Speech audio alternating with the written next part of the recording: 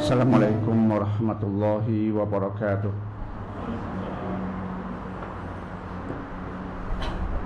Alhamdulillahilladzi hadana lihada wa ma kunna linahtadiya laula an hadana Allah.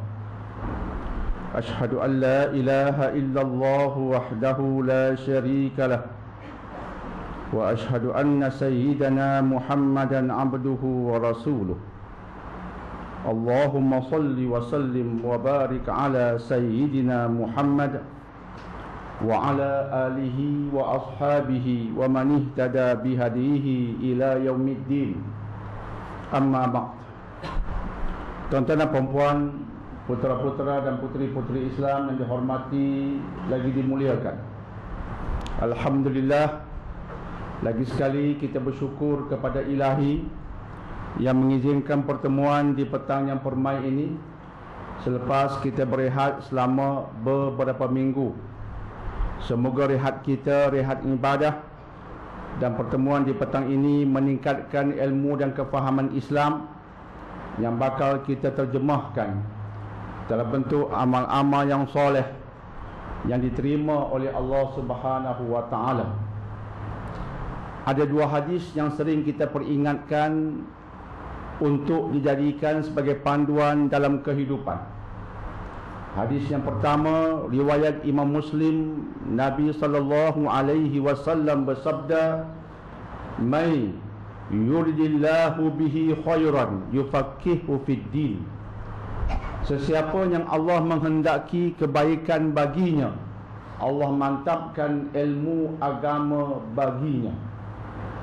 Hadis ini menceritakan tentang kebaikan dan ilmu.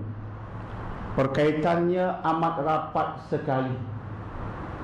Jika seseorang manusia itu Allah mahu dia menjadi baik, maka satu pertanda yang penting yang ada padanya insya-Allah ialah dia cinta ilmu agama. Dia rajin mencari ilmu agama. Manusia yang mencintai ilmu agama sekaligus rajin mengejar ilmu agama, semoga insya-Allah dia dipilih Allah menjadi manusia baik. Manusia yang ingin kebaikan tetapi membenci ilmu agama, tidak ada kebaikan baginya. Sebab pintu masuk kepada kebaikan adalah ilmu, dan ilmu yang paling penting ialah ilmu agama. Ia obor, ia penyuluh. Tanpanya kita takkan mampu melihat kebaikan itu. Jadi kita bersyukur sebab di petang ini kita mencari kebaikan berdasarkan ilmu, dan ilmu itu ilmu agama. Sesiapa yang Allah menghendaki baginya kebaikan, dipermantapkan ilmu agama baginya. Kemantapan ilmu agama adalah penting demi mencapai kebaikan. Hadis yang kedua juga diriwayatkan oleh Imam Muslim. Nabi sallallahu alaihi wasallam bersabda, "Badiru bil a'mali shalihah fasatakunu fitanun kaqita'il lailil muzlim," sampai ke hujung hadis. Bersegeralah kamu mengerjakan amal soleh, sebab akan datang menimpa ke atasmu musibah dan bala seperti kepingan-kepingan di waktu malam. Kita berada di akhir zaman. Di akhir zaman, kata Nabi, fitanun, fitnah ditafsirkan sebagai bala dan musibah akan menimpa ke atas ummah secara bertubi-tubi. Itu tafsiran kepada kepingan-kepingan di waktu malam. Musibah mendatang secara bertubi-tubi, non-stop ke atas ummah. Tak ada siapa boleh menghalangnya. Ramalan kenabian ini pasti berlaku. Tiada siapa boleh menghalangnya. yang boleh kita buat ialah tentang satu perkara, iaitu menegakkan amal soleh. Badiru bil a'mali salihah, bersegera beramal soleh. Jangan tunggu, jangan tangguh, sebab besok balanya mungkin lebih teruk. Kita pernah mendengar dan mengetahui tentang tragedi Bosnia Herzegovina, kemudian Kosovo, kemudian Chechnya, kemudian Afghanistan, Palestin tanpa hentinya, kemudian Iraq, kemudian Kismoro, Selatan Thai. Sekarang datang tragedi baru berkaitan dengan pelarian Rohingya, isu di Syria, non-stop. Entah apa lagi selepas ini. Sebab itu, jangan berungut tentang apa yang berlaku, tetapi kuatkan diri dengan amal soleh. Itulah benteng bagi kita. Dan amal soleh mesti berdasarkan ilmu agama yang telah kita sebutkan awal-awal tadi. Alhamdulillah, ilmu dan amal soleh seiring jalan demi berjaya dunia akhirat. Itulah sedikit peringatan sebagai mukadimah selepas kita berehat selama beberapa minggu. Dan saya baru 2-3 hari yang lepas baru sampai dari Brunei, negara Brunei Darussalam, dijemput oleh pihak kerajaan yang programnya digerakkan oleh Kementerian Kebudayaan Belia dan Sukan dan juga Jabatan Mufti Negara Brunei Darussalam, yang pada bulan ini akan melaksanakan undang-undang jenayah syariah secara sempurna, secara total di bulan April ini. Maka Dr. Daniel yang kerja dijemput untuk berdepan dan berdialog dengan beliau. Maka diadakan sebuah seminar kefahaman undang-undang jenayah syariah bagi beliau. Alhamdulillah dirasmikan oleh Raja Muda, Yang Mulia Raja Muda datang berucap selepas Sultan Hasanul Bolkiah merasmikan penegakan undang-undang itu. Beliau bertitah, jika Islam kita rasmikan di Brunei tanpa minta izin kepada sesiapa pun, maka undang-undang Islam kita tegakkan di Brunei juga tanpa perlu meminta izin kepada sesiapa pun, sebab ia perintah Allah. Disebabkan ia perintah Allah, kita tegakkan perintahnya sebaik mungkin, tak perlu mohon izin kepada sesiapa pun. Itu titah diraja. Maka pada tahun lepas mereka gubal acara undang-undang, proses undang-undang, perincian undang-undang, dan April malah bulan ini akan dilaksanakan sepenuhnya. Dr. Daniel bercakap pada beliau remaja tentang kebaikan Islam, kebaikan peruntukan undang-undang Islam dan sebagainya. Maka 3 program diadakan, kemuncaknya pada hari Khamis. Saya diminta mempengerusikan satu forum melibatkan beliau. Alhamdulillah, walaupun majlis itu penutup, forum itu merupakan majlis penutup, tapi yang hadirnya lebih kurang 1000 beliau. Di peringkat penutup begitu sambutan beliau, dan penutupnya begitu terangsang sekali. Alhamdulillah. Jadi itulah sedikit penceritaan tentang yang berlaku di Brunei. Tanpa saya ceritakan lagi tentang konten perbincangan, mungkin dalam episod pertemuan kita yang lain-lain akan saya ceritakan sedikit-sedikit tentang pengalaman mereka yang ya, kalau kita tahu mungkin ada kebaikannya juga untuk kita di Malaysia, insya-Allah. Tadi alhamdulillah kita bertemu lagi dan kita kembali kepada agenda kita, iaitu kita mengkaji surah Al-Baqarah. Mari kita mulakan daripada awal. A'udzubillahi minasyaitonirrajim. Bismillahirrahmanirrahim. Alif Lam Mim.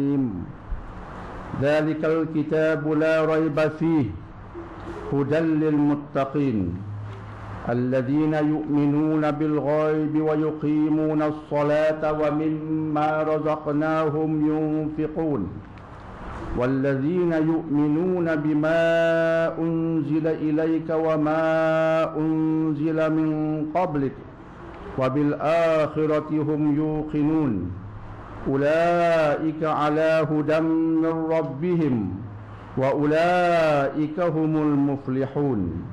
Sadaqallahul azim. Dengan nama Allah yang Maha Pengasih lagi Maha Penyayang. Alif Lam Mim. Allah sahaja yang mengetahui maksud huruf-huruf itu. Ini merupakan sebuah kitab yang tidak ada keraguan padanya, petunjuk bagi mereka yang bertakwa. Mereka yang bertakwa itu merupakan golongan yang beriman dengan perkara yang gaib, seraya mereka menegakkan solat dan mereka menafkahkan sebahagian rezeki yang kami anugerahkan kepada mereka. Mereka merupakan golongan yang beriman dengan kitab yang diturunkan kepadamu dan juga beriman dengan kitab-kitab yang telah diturunkan sebelummu, serta mereka yakin tentang adanya kehidupan akhirat. Mereka itulah orang-orang yang tetap mendapat petunjuk dari Rabb-Nya ataupun dari Tuhan-Nya, dan merekalah orang-orang yang beruntung lagi berjaya. Tuan-tuan dan puan-puan, putera-putera dan puteri-puteri Islam yang dihormati lagi dimuliakan, Alif Lam Mim telah kita bicarakan pada sesi pertemuan yang lepas.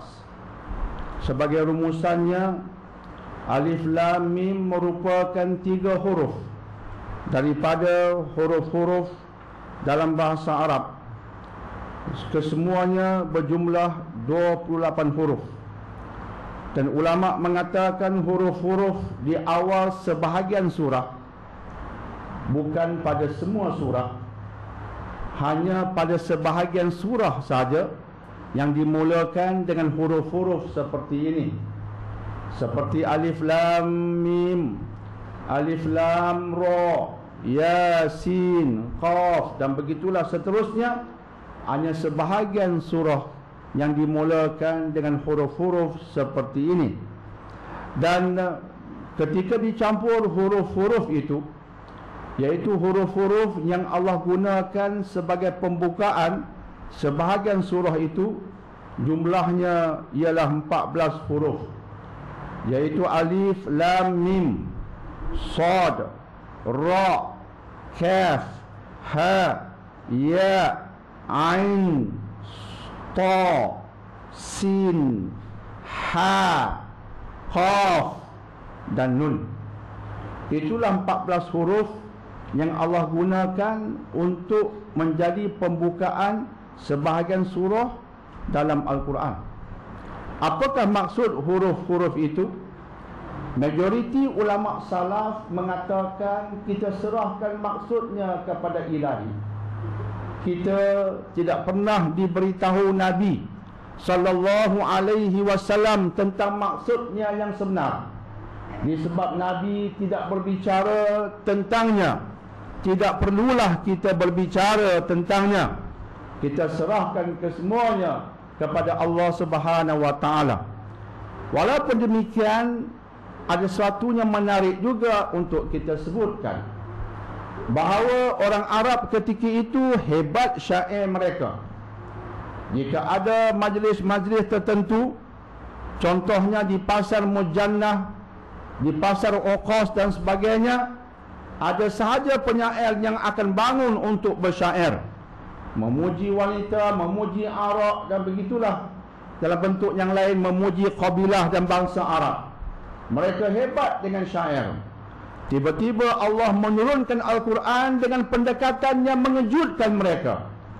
Sebab syair mereka tidak pernah bermula dengan huruf-huruf seperti ini. Tidak ada syair yang bermula dengan huruf-huruf seperti Alif, Lam, Mim dan sebagainya. Tiba-tiba Al-Quran diturunkan dengan bahasa yang indah, dengan isi yang hebat, menyentuh tentang seluruh hidup manusia, berkaitan dengan ekonomi, berkaitan dengan politik dan kepimpinan, berkaitan dengan kehidupan kekeluargaan, pendidikan anak-anak, hubungan suami isteri, yang berkaitan dengan ibadah yang khusus, berkaitan dengan akhlak, berkaitan dengan sosial, dan begitulah seterusnya diceritakan, didedahkan dengan indah sekali. Tiba-tiba permulaan sebahagian surah menggunakan pendekatan yang tak pernah dikenali oleh bangsa Arab. Ini hendak menampakkan bahawa yang menurunkan pendekatan ini bukan Muhammad. Yang mencipta pendekatan ini bukan Muhammad. Jika Muhammad mencipta, pasti akan terikut style orang Arab ketika bersyair. Tetapi ini lain daripada yang lain. Untuk menampakkan kepada masyarakat ketika itu, ini bukan manusia punya, tetapi Allah punya. Itu satu tafsiran yang menarik. Jadi secara umumnya saya sebutkan tadi, ulama salaf, ulama peringkat awal Islam menyerahkan maksud sebenar huruf-huruf ini kepada Allah. Namun ada sahabat yang cuba memberikan tafsiran kepada huruf ini.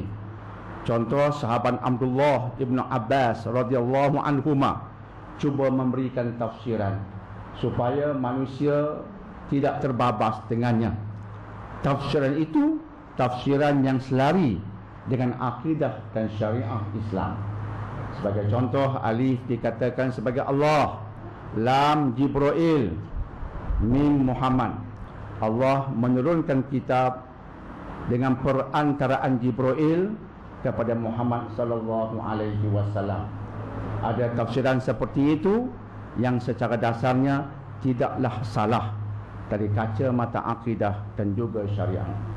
Tetapi ulama salaf secara umumnya tidak mau mentafsir, hanya menyerahkan maksud sebenarnya kepada Allah. Sikap itu adalah bagus. Jadi tuan-tuan dan perempuan, jika orang bertanya pada tuan-tuan dan perempuan, Yasin apa maksudnya? Alif lam ra apa maksudnya? Alif lam mim apa maksudnya? Dengan mudah kita boleh menjawab begini. Oleh sebab rata-ratanya ulama salaf, termasuk dari kalangan sahabat-sahabat radhiyallahu anhum, mereka mengatakan Nabi tidak bercakap tentangnya, maka kami enggan bercakap tentangnya. Kita serahkan maksud sebenarnya kepada Allah. Itulah pendirian kita. Maka cakap begitu adalah tidak salah, malah ada kebenarannya. Kemudian kita tambah, kajilah ayat-ayat selepas itu, sebab ayat-ayat selepas itu lebih penting untuk difahami, untuk dihayati. Jawab begitu, kita selamat, insya-Allah. Alif lam mim, dzalikal kitabu la raiba fihi hudal lil muttaqin. Dzalikal kitab, ini al-kitab. Kitab dalam bahasa Arab buku. Bawa kitabmu, bawa bukumu. Tetapi yang Allah gunakan di sini bukan kitab, tetapi al-kitab. Ada alif lam di hadapan kitab.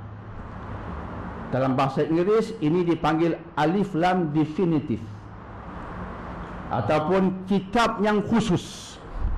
Bukan sebarang buku, tetapi kitab yang khusus, itulah al-kitab. Maka inilah al-kitab, kitab yang khusus daripada Allah.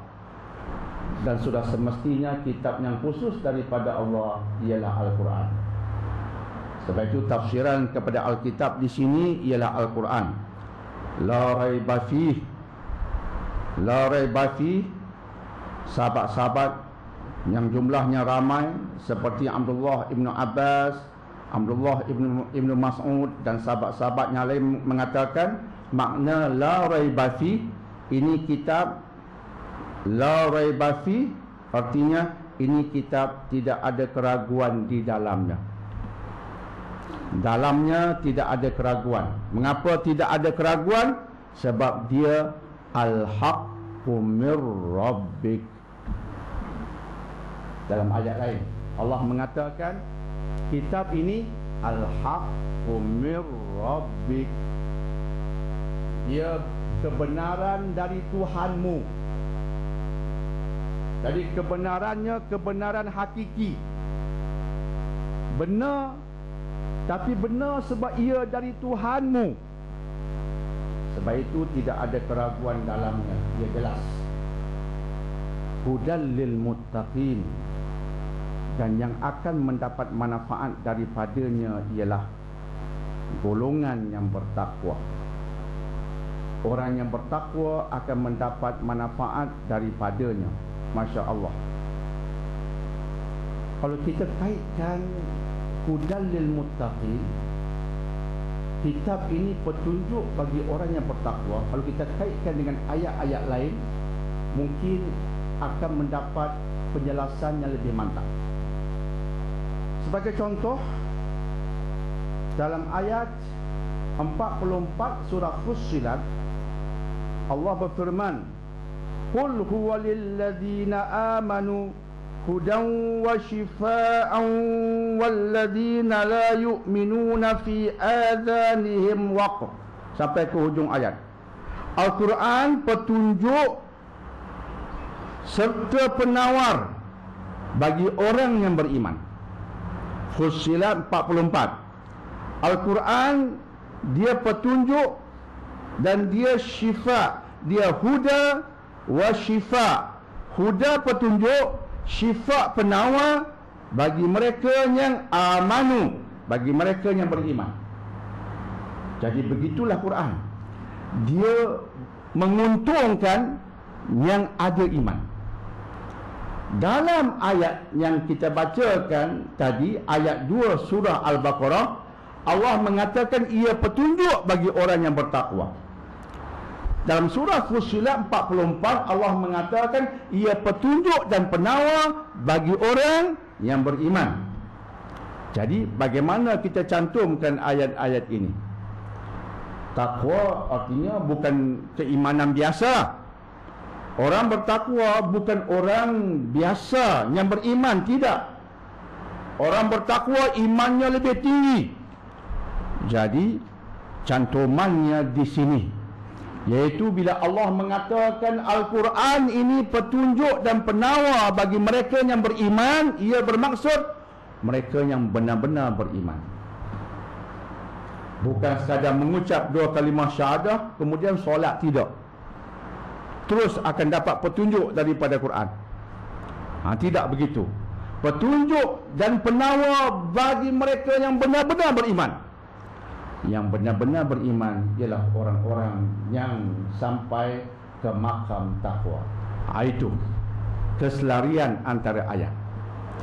Jadi orang yang benar-benar beriman, iaitu orang yang bertakwa, dia mendapat petunjuk daripada Al-Quran. Dan orang yang mendapat petunjuk daripada Al-Quran, dia pergi mana pun dia dapat panduan dan formula. Kita ambil sebagai contoh isu MH370. Orang sering bertanya kepada Dr. Daniel, Dr. Daniel, pernah tak Tuhan bercakap tentang MH370? Saya buat lawak. Di mana-mana pun saya akan jawab secara jenaka. Saya berkata, saya baca dari awal Quran sampai hujung Quran, tak pernah jumpa ayat ya ayyuhallazina amanu MH370.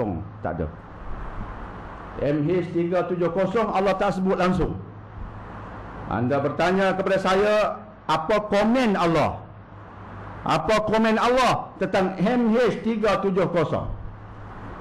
Maka saya mengatakan saya tak bertemu pun kenyataan Allah berkaitan MH370. Sebab apa?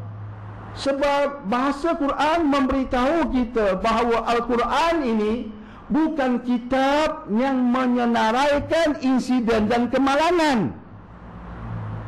Ini bukan kitabnya. Nak tahu senarai kemalangan, pergi PDRM, pergi Jabatan Polis ataupun bomba, lebih mendetail senarainya. Al-Quran tidak Allah sebutkan sebagai kitab Allah yang menyenaraikan kemalangan sejak dahulu sampai hari kiamat. Buka Quran ada cerita Adam Air. Buka Quran ada cerita pasal Titanic. Ada cerita pasal Air France. And including MH370. Itu bukan Al-Quran. Jadi yang bertanya itu tak faham apa dia Quran. Yang bertanya itu tak mengaji tentang Quran, tak faham apa dia Quran. Apa dia Quran? Kita ambil satu ayat. Syahrul Ramadhan alladhi unzila fihi al-Quran. Di musim Ramadan lah Allah menurunkan Quran. Hudan linnas. Quran ni petunjuk. Petunjuk. Bukan senarai kemalangan. Dia petunjuk. Bagi petunjuk tentang bagaimana sikap kita, apa perlu kita lakukan, apa tindakan yang sewajarnya untuk kita laksanakan dalam kes seperti itu. Dia petunjuk. Jadi dalam kes MH370 dan seumpamanya, Allah berikan petunjuk. Alladzina idza asabatuhum musibatun qalu. Golongan yang apabila ditimpa musibah. MH370 musibah secara umum. Apa-apa musibah yang lain, jawapannya sama. Apa-apa musibah, termasuk musibah yang berkaitan MH370. Allah mengatakan ketika musibah menimpa mereka yang sabar, mereka berkata, qalu inna lillahi wa inna ilaihi raji'un. Al-Quran bukan kitab yang menyenaraikan musibah, tetapi kitab yang mengajar kita bagaimana menghadapi musibah. Itu formulanya yang takkan berubah bagi semua musibah apa-apa saja. Itulah Quran. Dia huda. Dia petunjuk menghadapi ujian dalam kehidupan. InsyaAllah. Itu satu contoh tentang Al-Quran petunjuk. Dan Allah mengingatkan kita, Al-Quran hudan lil muttaqin. Petunjuk bagi mereka yang benar-benar beriman, petunjuk bagi mereka yang bertakwa. Ulama membahaskan tentang makna muttaqin. Apa maksud muttaqin? Sahabat Abdullah ibn Abbas mengatakan al-muttaqin, yakni golongan yang bertakwa, adalah orang-orang mukmin, orang-orang yang beriman, yang sangat takut melakukan syirik kepada Allah dan sentiasa melakukan taat kepadanya. Itu tafsiran cantik dibuat oleh sahabat Abdullah ibn Abbas radhiyallahu anhuma berhubung maksud Al-Muttaqin. Al-Muttaqin terjemahannya ialah orang-orang yang bertakwa. Siapa mereka? Mereka merupakan orang mukmin yang sangat takut melakukan syirik kepada Allah. Mereka tak nak buat syirik. Berlaku tragedi MH370, mereka tak beriman dengan buah kelapa.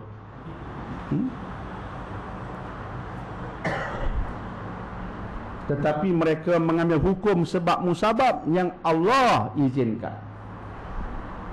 Datang apa isu, mereka tak cepat-cepat cari bomo, apatah lagi bomo yang diselimuti khurafat dan tahayul.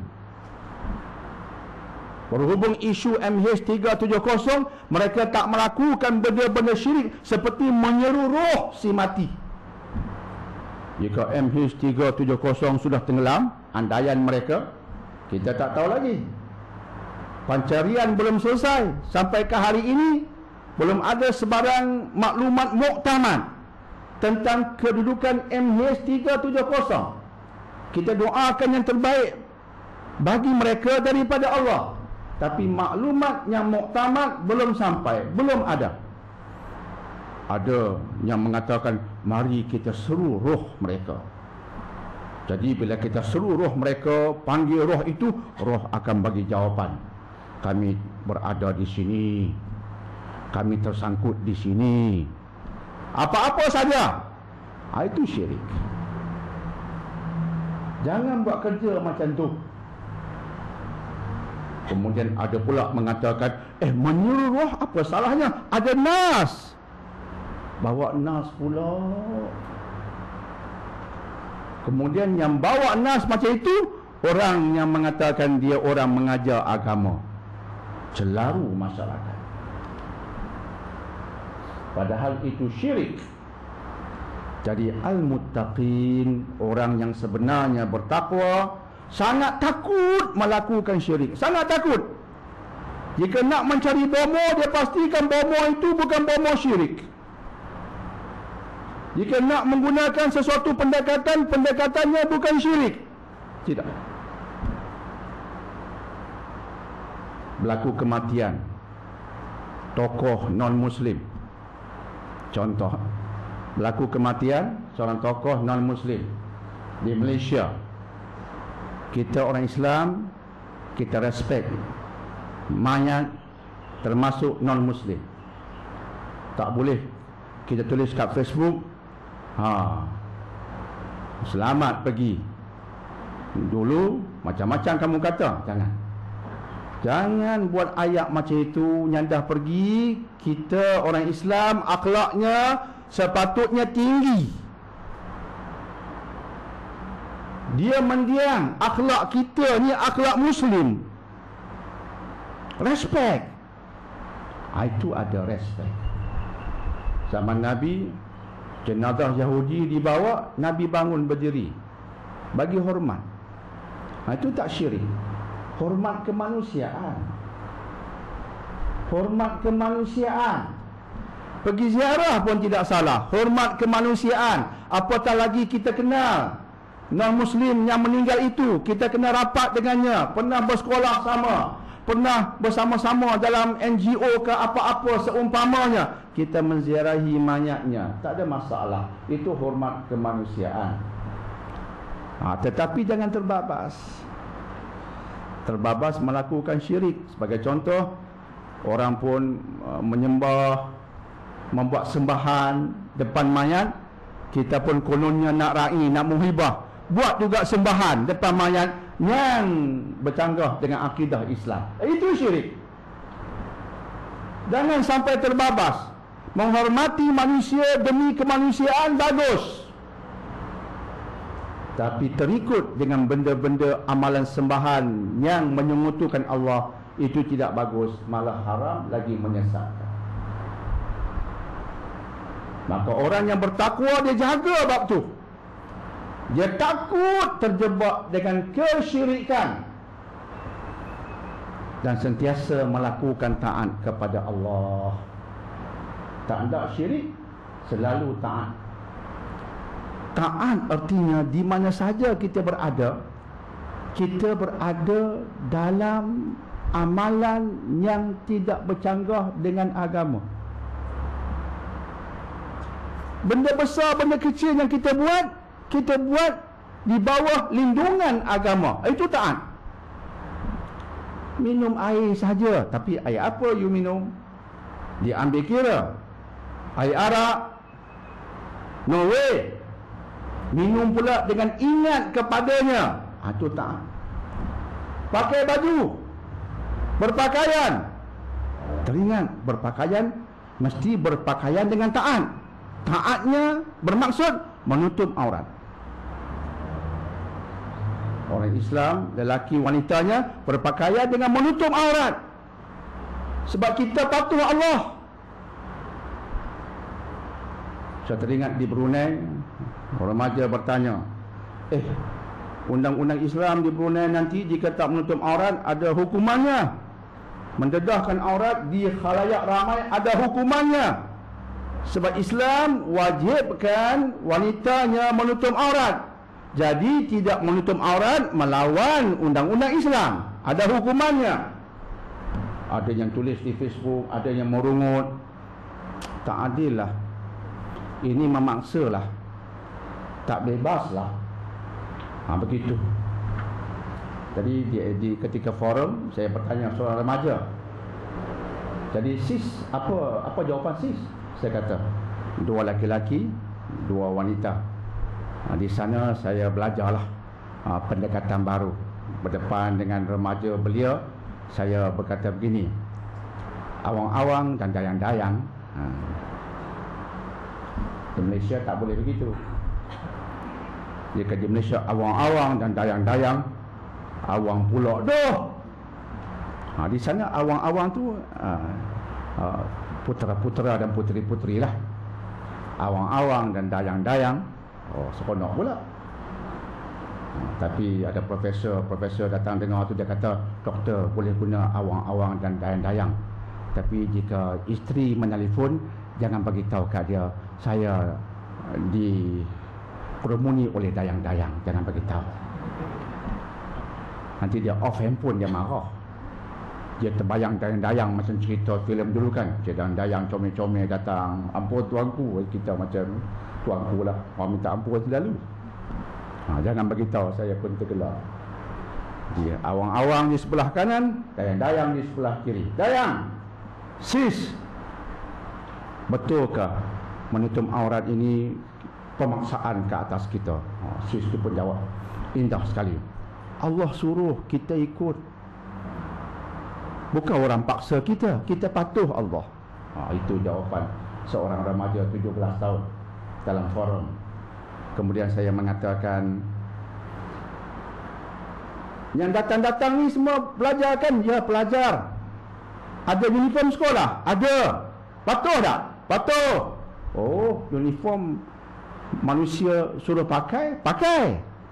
Tutup aurat yang Allah suruh tak ada? Mereka pun seronok. Yo, nampak. Clear. Kiasan, analogi. Remaja, dia tak boleh bagi tahu dia hukumnya, dia tak seronok. Bagi kiasan, analogi. Kita pakai uniform sekolah tak merungut. Tak ada siapa pergi jumpa pengetua, wahai pengetua, jangan paksa saya pakai uniform sekolah. Patuh sokmo. Padahal uniform sekolah warna biru sebagainya bukan Allah pilih, manusia pilih. Patuh. Yang Allah suruh tak buat. Semua seronok. Clear. Jadi orang yang bertakwa, dia nak taat. Dia berpakaian dengan taat, tutup aurat. Tuan-tuan dan perempuan, Patricia Yap pun tutup aurat. Patricia Yap sebelum ini model terkenal, seorang berbangsa Cina, non-Muslim ataupun not yet Muslim, belum lagi Muslim, belum lagi Muslimah, itu lebih tepat, tapi menjaga aurat, menutup aurat. Dia berkata, saya menutup aurat bukan membungkus aurat. Saya menutup aurat bukan memakai tudung. Ada wanita memakai tudung tapi tak menutup aurat. Saya bukan pakai tudung, saya bukan membungkus badan, saya menutup aurat. Dia faham aurat. Dia faham bahasa yang betul bukan pakai tudung. Bahasa yang betul menutup aurat. Dan kenyataannya betul sebab dia mengaji, dia belajar. Yang saya tekankan, pintu gerbang kebaikan ilmu. Dia ada ilmu, dia nampak kebenaran, lebih jelas dia tentang aurat berbanding sebahagian muslimah. Betul, ada orang pakai tudung, maaf cakap, pakai tudung, tapi maaf cakap, kaki nampak. Pakai tudung, tapi di bawah minta maaf pakai skirt ya. Atas tudung, bawah skirt. Bukan menutup aurat, tapi tudung ada. Betul Patricia Yap. Saya bukan memakai tudung, saya menutup aurat. Itu non-Muslim. Kita Muslim-Muslimah lagi nak taat dengan iman. Maka taat artinya taat dalam semua keadaan. Itulah ciri orang yang bertakwa berdasarkan kenyataan sahabat Abdullah ibn Abbas radhiyallahu anhuma. InsyaAllah seterusnya ulama membahaskan tentang maksud huda. Kita sedang bicarakan tafsir Quran. Tafsir ya? Saya bukan buat terjemahan, tapi tafsir. setiap kalimat dibedah. Orang yang bertakwa telah kita bedah tadi, berpandukan tafsiran sahabat Abdullah ibn Abbas radhiyallahu anhuma. Dan Allah mengatakan hudal lil muttaqin, petunjuk bagi golongan bertakwa. Huda ni apa dia? Kita jawab mudah, petunjuk. Petunjuk. Huda petunjuk bagi orang bertakwa. Habis. Bagi ulama itu belum habis. Mereka mengatakan huda terbahagi dua. Ini tafsir. Petunjuk terbahagi dua. Dalam bahasa Quran, bila disebut huda, dia terbahagi dua. Pertama, huda bermaksud keimanan yang tertanam dalam hati. Dan tidak ada yang dapat meletakkan keimanan di hati manusia kecuali Allah. Itu satu maksud. Allah berikan petunjuk kepadanya, Allah berikan huda, Allah berikan hidayah. Maksudnya sama. Allah berikan hidayah kepadanya, artinya Allah berikan iman di hatinya. Ingat, semoga Allah berikan hidayah kepadanya. Saya bertemu Patricia Yap, saya kata pada Patricia, izinkan saya berdoa bagimu, izinkan saya berdoa bagi you. Dia kata boleh. Saya pun berdoa, ya Allah, ya Tuhanku, berikan hidayah kepada Patricia.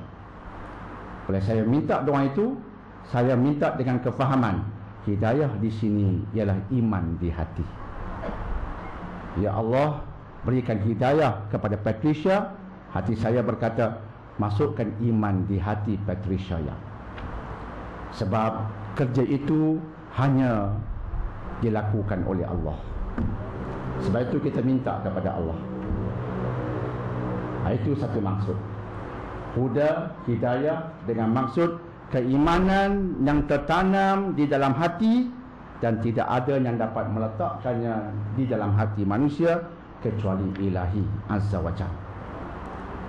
Maksud huda ataupun hidayah yang kedua ialah penjelasan tentang kebenaran, pembuktian tentang kebenaran, serta bimbingan menuju Allah.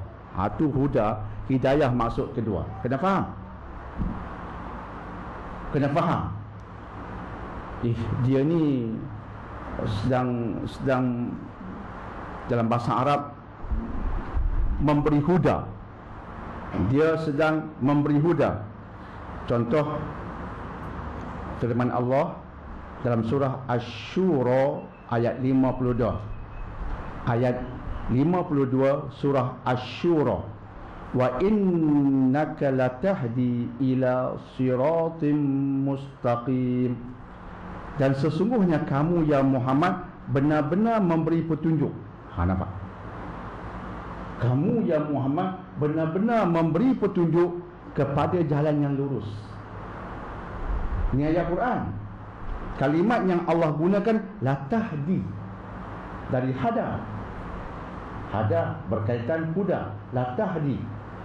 Sekarang latahdi, kamu ya Muhammad benar-benar memberi petunjuk. Latahdi. Wa innaka latahdi, kamu ya Muhammad benar-benar memberi petunjuk ila siratim mustaqim, menuju jalan yang lurus. Nabi Muhammad memberi petunjuk. Sebab itu kena faham firman Allah. Tidakkah Allah sahaja memberi petunjuk? Maka ayat yang ada huda ada maksud yang kedua. Yang pertama petunjuk iman, jelas. Itu hak Allah. Tapi huda maksud yang kedua ialah memberi penjelasan tentang kebenaran ilahi. Itu pun memberi petunjuk. Itu manusia boleh buat. Contoh Nabi latahdi. Nabi memberi petunjuk. Maksudnya bukan memberi iman, memberi penjelasan tentang petunjuk, memberi pembuktian tentang jalan yang lurus. Kalimat digunakan juga kadang-kala huda. Sebab itu kita kena faham. Jangan kita kata, tak betul ni. Kamu beri petunjuk. Macam mana Allah mengatakan Nabi Muhammad memberi petunjuk? Adakah Nabi Muhammad itu Tuhan seperti Nabi Isa yang didakwa oleh Kristian? Jangan silap. Jangan silap. Sebab itu ilmu tafsir kena kita kuasai. Jika tidak, kita boleh silap. Jadi maksud kedua huda ialah memberi penjelasan tentang petunjuk, memberi penjelasan tentang kebenaran. InsyaAllah. Jadi dzalikal kitabu la raiba fihi hudal lil muttaqin. InsyaAllah.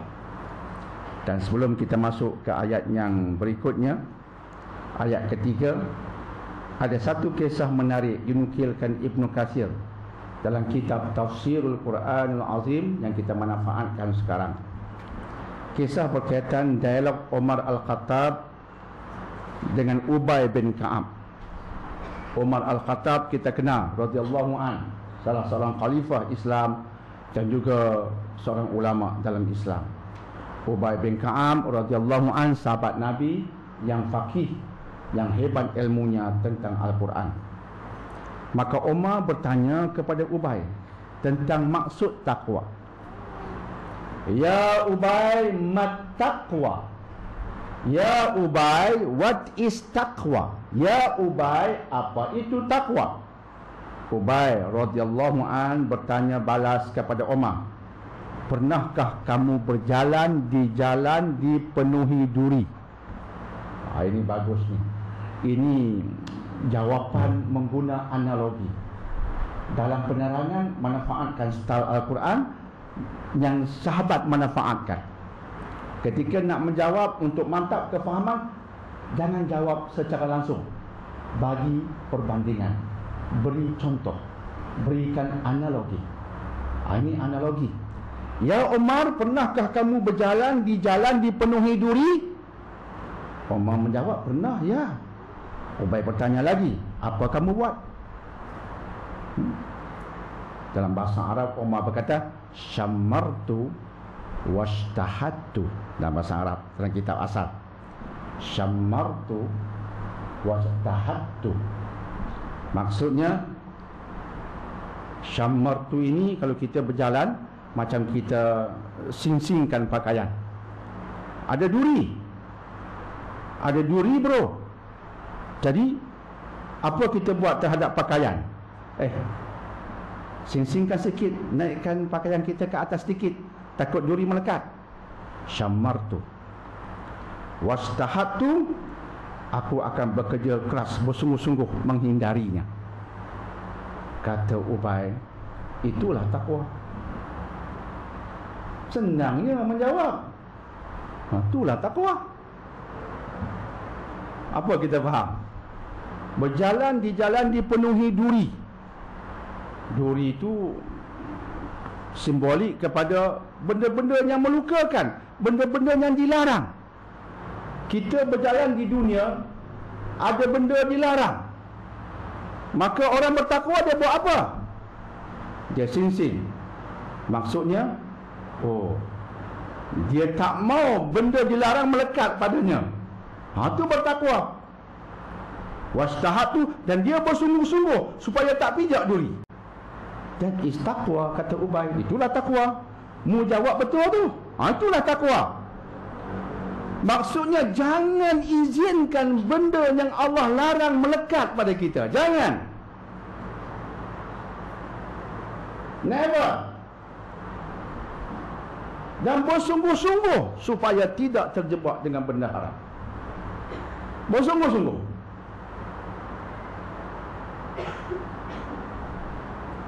Bersungguh-sungguh ini maksudnya kadang-kadang kita sedar dalam hidup ini ada berlaku kecemasan, tapi bukan sengaja mencari. Tak ada. Macam pesakit-pesakit yang bagus, tinggi takwanya, tanya doktor, ubat ni doktor ada benda haram tak? Ada benda haram. Saya terkena kencing manis, saya kena makan ubat kencing manis. Ada benda yang haram tak? Ada benda meragukan tak? Itu bagus, dia nak tahu. Tiba-tiba doktor bagikan oral medication, makan ubat tablet, periksa glukos dalam darah masih tinggi. Dia dah pantang, nasi tak makan, Nasi ni kanji, tinggi karbohidratnya. Ramai Melayu tak makan nasi, matilah saya doktor. Tak makan nasi, menggeletar badan, duk macam tu. Menggeletar. Macam orang main sukan apa, menggeletar. Kena makan nasi, nak buat macam mana? Tapi ada setengah, saya sabar doktor, nasi tak boleh makan, saya tak makan. Saya makan tosai. Makcik ada 2 benda putih, makcik jaga. 2 benda putih, makcik membunuh. Nasi putih, gula putih. Nasi putih, gula putih. Doktor, gula putih, makcik tak makan. Makcik minum apa? Air kosong. Oh, pantang bagus dah. Dalam hidup makcik makan apa? Sup sayur. Wow. Dan sup ikan. Okey. Kalorisnya rendah. Makan juga. Tapi dipilih rendah kaloris. Faisal pula tinggi juga. Belah-belah juga. 18, 18,5, 19.2. Ni main belah, tapi perut kosong. Datang pagi tak ambil sarapan, perut kosong, belah. Mata dah tak terang, tengok kita pun semacam tak nampaklah muka doktor. Alhamdulillah. Makcik kena ambil suntikan. Suntikan insulin. Memang ada bahan meragukan, tapi tak ada pilihan. Tak apalah doktor, nak buat macam mana? Itu bersungguh-sungguh nak jauhi benda haram. Bersungguh-sungguh. Tapi terpaksa kecemasan. Kalau makcik tak ambil ubat makcik, kecil manis membunuh buah pinggang. Ramai rakyat Malaysia buah pinggangnya rosak. Sebab tu pusat dialisis makin bertambah. Seminggu 3 kali. Berapa ribu duit makcik nak habis sebulan. Berterusan sampai mati. Guna bahasa tak sedap lah. Sampai mati. Allah, makcik nak mati ke? Jadi makcik nak selamatkan buah pinggang dan penderitaan, suntik insulin. Tapi ada benda yang was-was sikit. Tapi makcik bukan mencarinya terpaksa. Ya, itu bertakwa. Bersungguh-sungguh. Bersungguh-sungguh. Pergi nak makan, sedap. Dia kata, sedap lah di kedai ni. Kedai ni halal ke? Jakin chop halal ke? Sedap, saya suka. Tapi halal ke? Nampak berhati-hati. Ada setengah tak kira, tolak batu, kayu dan wow. Lain aku tabur. Yang penting baca doa, Allahumma barik lana. Baca doa tu sunat bro. Menentukan halal haram wajib. You jangan bicarakan doa, you bicarakan halal haram dulu. Jika dia haram, baca doa berbuih mulut pun tak guna. Pendekatan silap kan? Tekan doa, halal haram tak beres. Masuk McDonald, ada kontroversi. Baca doa, tak jadi. Orang bertakwa dia berhati-hati. Bukan tak mau sedap, mau juga, tapi berhati-hati. Yang penting halal. Kemudian datanglah yang lain, sedap, sebagainya. Kemudian halal dulu, lebih bagus. Halalan thayyibah. Halal lagi berkhasiat. Ini konsep. Ini konsep. Pastikan dia halal, baru kita ambilnya. Itulah takwa kata Ubay, iaitu sing-sing pakaian dan bersungguh-sungguh menjauhi duri. Duri itu benda haram. Jangan izinkan benda haram melekat badan, dan bersungguh-sungguh menjauhi dari memijak duri, iaitu benda haram. Itulah takwa kata Ubay. Hudal lil muttaqin. Kita dah faham sekarang. Alif lam mim dzalikal kitabul la raiba fihi hudal lil muttaqin. InsyaAllah clear. Kemudian Allah sendiri memperincikan lagi ciri orang bertakwa. Tadi kita bincang takwa secara umum, secara dasar. Allah memperincikan lagi ciri orang bertakwa. Ini dia ciri perincian.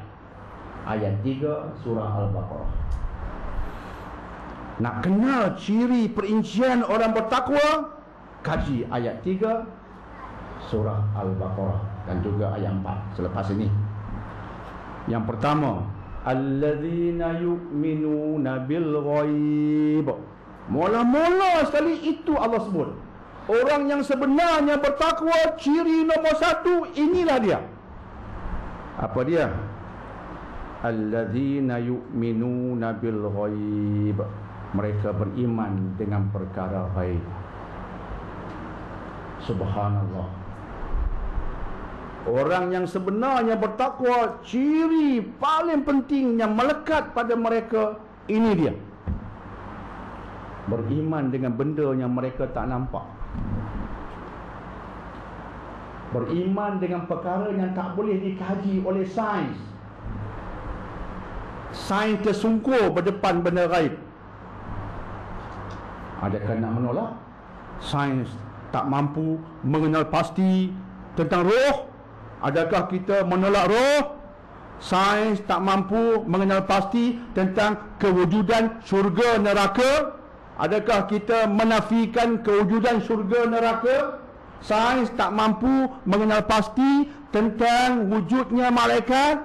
Adakah kita menolak kewujudan malaikat? Itu persoalan.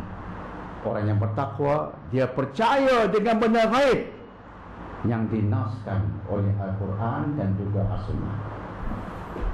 Benda gaib, panca indera tak mampu mengesannya. Jadi macam-macam boleh kita sebut. Tapi orang yang bertakwa, dia percaya jika Quran dan Sunnah menyebut. Bukan percaya pada apa Tok Bomo Melaya sebut. Tok Bomo sebut benda gaib juga. Sebut benda gaib juga. Jebon, duduk dalam lubang telinga, macam-macam. Jaga. Bila manusia sebut, hati-hati. Dia bukan Tuhan, dia bukan Rasul. Orang yang bertakwa, dia beriman dengan benda gaib yang dinaskan. Dalam Quran ada surah jin menceritakan tentang jin. Aku beriman dengan kewujudan jin sebab Quran menceritakan tentangnya. Aku beriman dengan malaikat sebab Quran menceritakan tentangnya. Aku beriman dengan Jibril dan Mikail sebab Al-Quran menceritakan tentangnya. Aku beriman dengan jannah dan nar sebab Al-Quran menceritakan tentangnya. Aku beriman dengan bidadari hurun ain sebab Al-Quran menceritakan tentangnya. Aku beriman dengan buah zakum sebab Al-Quran menceritakan tentang buah zakum yang merupakan azab bagi ahli neraka. Sains tak mampu mengesan, panca indera tak mampu melihat dan juga mengesan, tapi aku percaya sebab ada nas.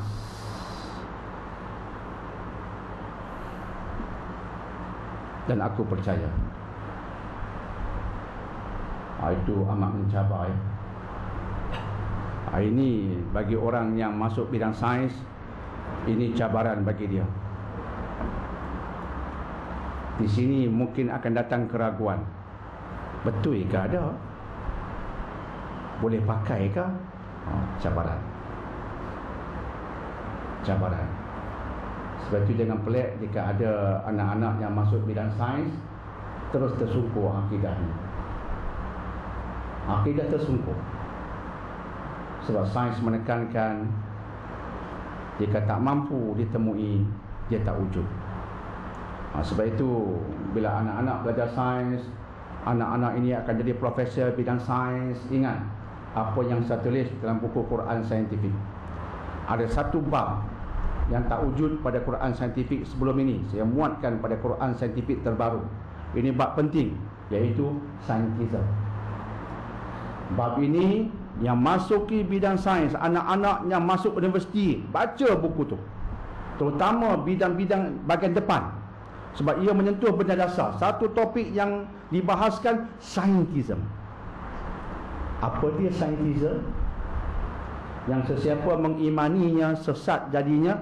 Saintism ialah kenyataan yang mengatakan apa-apa yang tak dapat dibuktikan oleh sains, ia tertolak. Itu saintism. Saintisme. Apa-apa yang tak dapat dibuktikan oleh sains, ia tertolak. Kita menerima jika sains membuktikan ia ada, baru diterima. Sains kata tiada, kita menolak, sebab sains segala-galanya. Scientism mengatakan science is everything. Science is above everything. Sesat. Saya teringat ketika nak berhalakah dengan seorang profesor, dia berkata kepada saya, "Doktor, antara jihad kita sekarang ialah nak menghadapi ni pensyarah-pensyarah, profesor-profesor yang beriman dengan saintisme di Malaysia." Dia profesor bidang sains, tapi bagus, dia bagus, dia mencintai agama, alhamdulillah. Dia profesor sains, hebat. Tapi dia kata kepada saya, sekarang ini antara jihad kita, doktor, nak menghadapi profesor dan saintis di Malaysia asalnya beragama Islam yang beriman dengan saintism, yang mengatakan science is above everything. Sains bagus, tapi dia bukan agama, dia hanya alat. Mereka menjadikannya agama. Hati-hati. Hati-hati. Jadi mereka beriman dengan perkara ghaib, mereka ini menolak saintisme. Sebab sains tak boleh faham hal ini, tapi kami percaya sebab Allah sebut. Imam Ibn Jarir mengatakan berkaitan alladzina yu'minuna bil ghaib. Imam Ibn Jarir mengatakan mereka beriman kepada yang gaib, baik melalui ucapan, perbuatan ataupun keyakinan. Jadi orang yang bertakwa beriman dengan perkara gaib melalui ucapan. Ucapannya mengatakan, ya roh ada, ya malaikat ada, dia sebut. Keyakinannya disebutkan. Perbuatan, dengan perbuatan dia sembah Allah. Allah tak dapat dilihat, gaib. Aku sembah Allah dengan perbuatan. Dia berselawat ke atas Rasulullah padahal tak pernah bertemu Rasulullah, gaib. Berselawat ke atas Nabi Allah Ibrahim, tak pernah bertemu baginda, gaib. Dia berselawat dengan perbuatan dan dengan keyakinan. Aku percaya tempatnya di hati. Bila ini ada dengan ucapan, dengan perbuatan, dengan hati yang bermaksud keyakinan, itulah iman, termasuk iman kepada yang baik. Okey? Dan ia mencakupi iman kepada Allah, kitab-kitabnya, rasul-rasulnya, dan begitulah seterusnya. Clear? Maksud alladzina yu'minuna bil ghaib. Okey? Dalam kitab Tafsirul Quran Azim ataupun Tafsir Ibn Katsir diperincikan sedikit lagi tentang maksud al-ghaib. Apakah maksud al-ghaib? Allazina yu'minuna bil ghaib. Apa dia al-ghaib? Yang ghaib. Maka disebutkan bahawa Abu Ja'far Ar-Razi meriwayatkan dari Ar-Rabi' bin Anas, juga dari Abul Aliyah, dia mengatakan mereka beriman kepada ilahi, malaikat-malaikatnya, kitab-kitabnya, rasul-rasulnya, hari akhiratnya, syurga nerakanya, serta pertemuan dengan Allah. Mereka mengimani adanya kehidupan setelah kematian, serta adanya hari kebangkitan, dan semua itu adalah perkara yang gaib. Hal yang sama juga dikatakan oleh Imam Qatadah.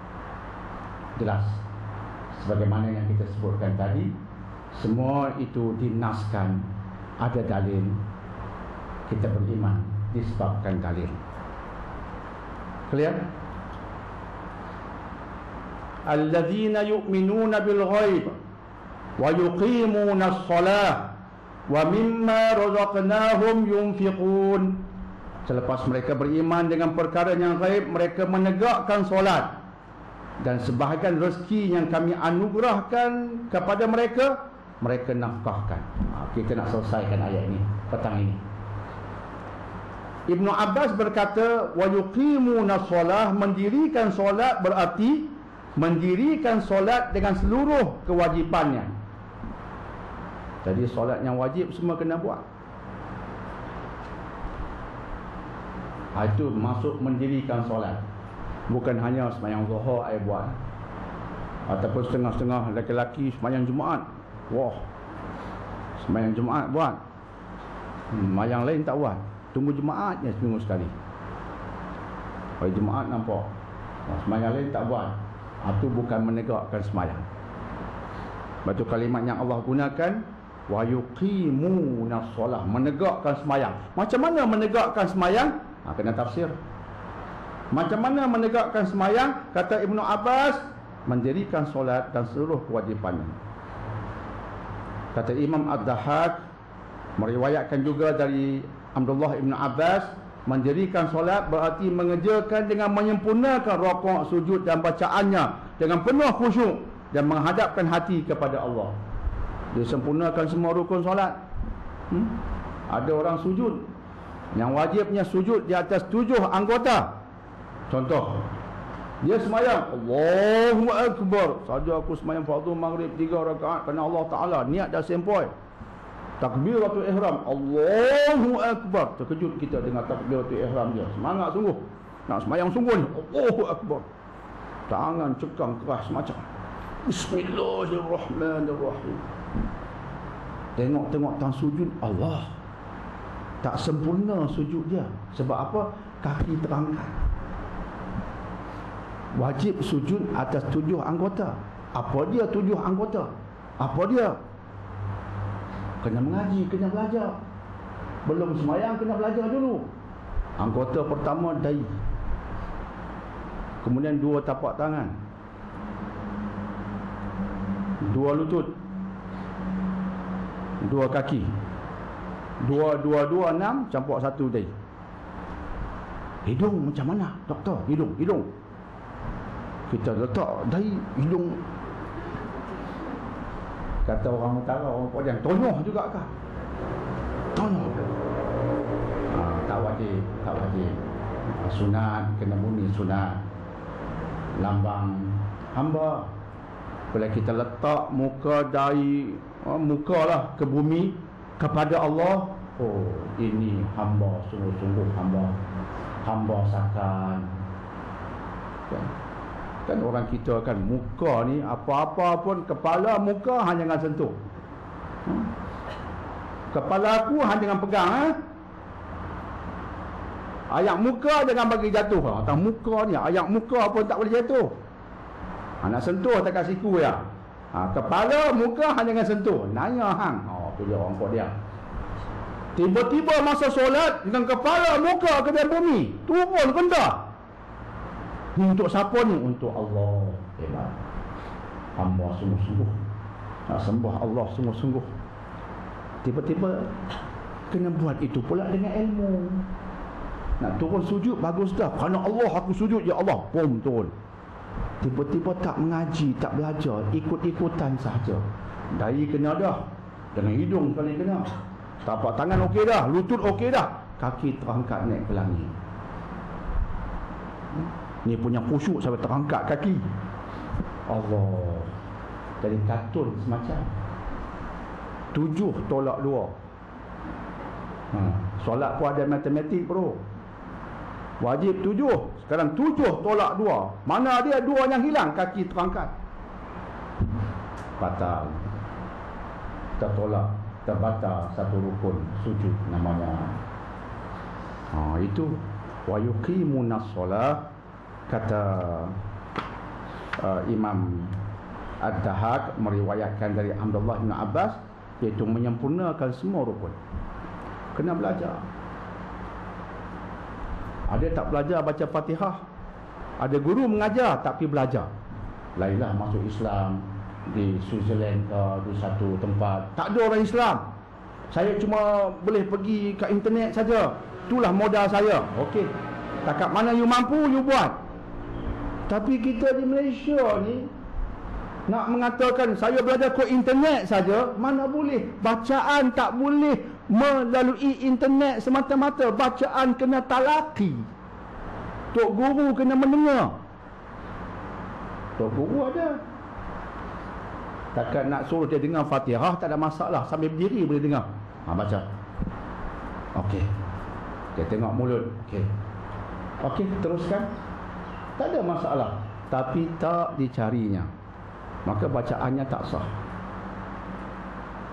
Bacaannya tak sah. Contoh, iya yang kita belajar sebelum ni, Fatihah. Iyyaka na'budu wa iya, ada sabdu. Dia buang sabdu. Iyyaka na'budu wa iyyaka nasta'in, malah pegang. Dengar apa malah? Iyyaka na'budu wa iyyaka nasta'in ihdinas siratal mustaqim. Rosak. Batal solat. Dia tidak menegakkan solat. InsyaAllah. Kata Imam Qatadah, menegakkan solat berarti berusaha mengerjakan tepat dalam waktunya, tiada qadaan serta menjaga wudu, rukuk, sujud dan seumpamanya. Tak ada qadaan dalam waktu. Dalam waktu. Rakyat Malaysia, siapa entah mengajar mereka, senang qadaan. Sikit-sikit qada. Ni Tok Cik Hang Kenuri. Tok Cik Hang Kenuri nak pergi lah. Tapi Kenuri kat mana? Kat Teluk Intan. Teluk Intan tu, bayangkan dari Batamau nak pergi Teluk Intan. Tak apalah, ikut jabatan kedua. Okey lah. Ikut jabatan kedua pun 80 km ya. Tak boleh pedekah pergi 110. Allah, duk tunggu bila nak sampai ujung sana punya slow rasa. Duk tengah laut. Nak pergi Teluk Intan ni berapa jam? 3 jam lebih. Ni macam mana ni Johor? Tak apalah, aku cover lah. Dia pun ni mak ni tak apa sedap lah rasa ni. Pakai kain ni rasa tak selesa nak semayang lah. Mak cover tengah malam balik. Nanti lepas asar kita balik, kita pedekah ikut jabatan pertama pula. InsyaAllah. Mak qadha semualah. Maghrib Isya buat tunai, asar dengan Zuhur mak qadhaan lillahi ta'ala. Buat juga. Oh, mak tu pandai jawab. Mak tu kata buat juga. Mak tak selesa lah dengan ni kain ni, baju kurung kain tak selesa. Tadi tertendang, tadi empah selut apa tadi. Semua alasan tak mau buat. Tertendang selut pun jadi hal. Padahal no hal. Padahal no hal. Ini jadi hal. Tendang selut. Allah. Kata Imam Qatadah, mendirikan solat, buat solat tepat dalam waktu, tak ada qada. Inilah nak faham orang bertakwa. Rupanya bukan sekadar solat, mereka menegakkan solat. Dan akhirnya wa mimma razaqnahum yunfiqun, dan mereka menafkahkan sebahagian rezeki yang kami anugerahkan kepada mereka. Juwaybir meriwayatkan dari Imam At-Tahaq, dia mengatakan dahulu infak memberi sedekah, dahulu infak merupakan amal dilakukan untuk mendekatkan diri kepada Ilahi mengikut kemampuan masing-masing, hingga turun ayat tentang sedekah zakat, iaitu 7 ayat dalam surah At-Taubah yang menerangkan tentang sedekah. Ayat ini menasah, membatalkan, menghapuskan hukum yang ada sebelumnya. Jadi surah Al-Baqarah ayat 3 berkaitan memberi nafkah sebahagian rezeki. Ayat ini diturunkan sebelum ayat zakat. Ayat ini diturunkan sebelum ayat zakat. Jadi sebelum kewajipan zakat datang, sahabat disuruh dah menafkahkan harta. Cuma bukan lagi dinamakan zakat, tapi rangsangan untuk mengeluarkan harta sudah dirangsang oleh Islam. Dan itulah agama Islam. Dia menekankan pada aspek memberi, bukan meminta. Cuma kemudian umat Islam jadi umat meminta. Minta tak habis-habis. Allah tekankan awal-awal lagi kamu kena memberi. Islam suruh kita memberi. Ayat tentang nafkah diulang-ulangi sehingga kemudiannya turun 7 ayat dalam surah At-Taubah yang mewajibkan zakat ketika itu. Barulah ketika itu nafkah dinamakan sebagai zakat, dan itu nafkah wajib dengan perincian-perinciannya. Banyak mana jika kita itu terlibat dengan kewangan, maka 2,5% setiap tahun keluarkan 2,5% daripada wang kita. 2,5% itu kita berikan pada siapa? Ada asnaf-asnafnya. Itu bab zakat. Sebelum itu dikeluarkan pada sesiapa saja yang memerlukan, niat kerana Allah. Penekanan Islam ialah kepada memberi. Memberi. Meminta jika terpaksa. Menekankan kepada memberi. Jika kamu memberi, aku tambah lagi bagimu. La in syakartum la azidannakum. Sebab itu orang tanya Dr. Daniel, nak kaya macam mana? Doktor, kalau saya nak kaya, saya semayang sunat duha macam mana? Oh, ni semayang duha sebab nak kaya. Saya tak tahu nak jawab. Semayang sebab nak kaya, saya tak tahu. Yang saya tahu semayang kerana Allah. Jika semayang kerana Allah, dia bagi semua termasuk kaya, dia boleh. Tapi semayang sebab nak kaya, saya tak tahu nak kata apa. Jangan semayang sebab dunia. Semayang kerana dia. Dia berikan segala-gala. Jangan bimbang. Sebab dia Al-Ghani. Tapi kerana dia. Ni saya nak baca malam-malam surah Al-Waqi'ah. Dia kata, doktor, siapa mengaji surah Al-Waqi'ah, dia kaya. Oh, baca Quran sebab nak kaya. Jika tak ada bab kaya, nampak tak baca. Oh, nampak. Dunia sekarang adalah tok guru mereka tu. Surah ni kaya, surah ni anti cancer. Wah, pandai, pandai merangsang. Jadi saya mengatakan formula nak kaya, jika nak kaya banyaklah memberi. Jika nak kaya, banyaklah memberi. Kita nak kaya keluar duit pula. Sadaqallahul azim. Saya kata Sadaqallahul azim. Itu yang Quran ajar. Sebahagian yang Allah rezekikan, keluarkan. Dan Quran juga mengatakan wala in syakartum la azidannakum. Jika mu bersyukur, apa yang ada mu bersyukur, salah satu cara bersyukur memberikan. Sebab apa memberikan? Sebab Allah suruh. Kita bersyukur kepada Allah dengan mengikut apa yang Allah suka.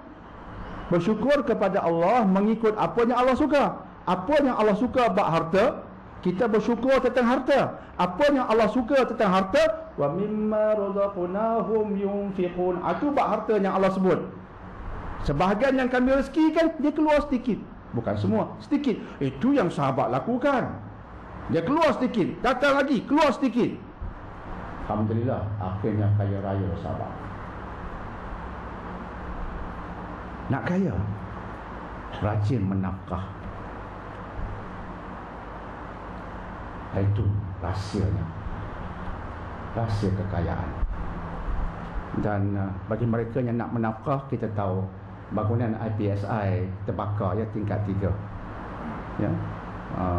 Bangunan IPSI yang Brother Kamarudin pernah ajar kita, dan saya yang kerja penasihat IPSI, Islamic Propagation Society International. Mereka bagian dakwah non-Muslim.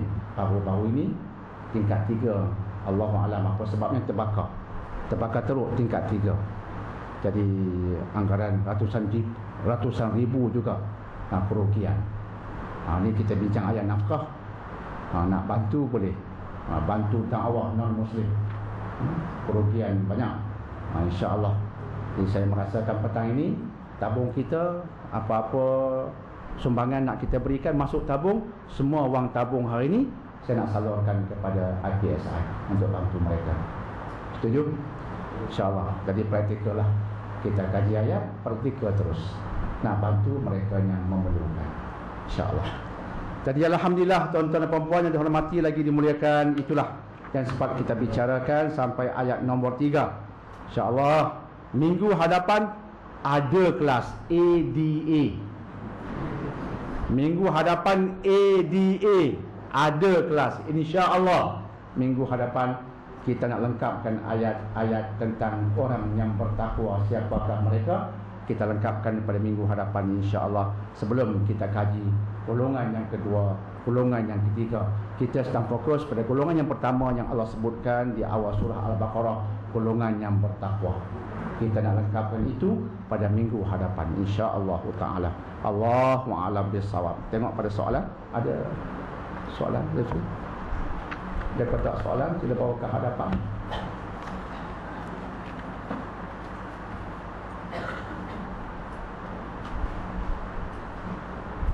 Terima kasih.